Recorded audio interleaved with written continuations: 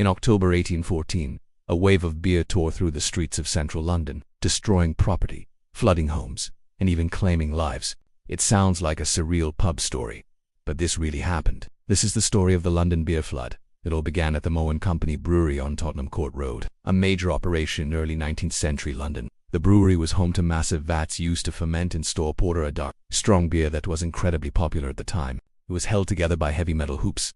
But on the 17th of October 1814, one of those hoops suddenly snapped. One of these vats was truly enormous, nearly 7 meters tall and capable of holding over 600,000 liters of beer. The pressure proved too much. The vat burst. In a matter of moments, more than 1.4 million liters of beer, roughly the equivalent of 9,000 barrels, surged out of the brewery and into the surrounding area. And that wasn't all. The force of the explosion sent debris flying and damaged other vats nearby, causing a domino effect. The flood tore through the slum-like neighbourhood of St Giles, a densely populated and impoverished part of the city. Entire walls were knocked down. Cellars and basements were instantly flooded. People were caught completely off guard. However, no one was held legally responsible. The flood was deemed an accident, an act of God, and the brewery was not required to pay compensation to the victims' families. At least 8 people were killed, including a young barmaid, a mother and daughter having tea, and several others who drowned or were crushed beneath collapsing buildings. There were even reports of people scooping up the beer from the streets in pots.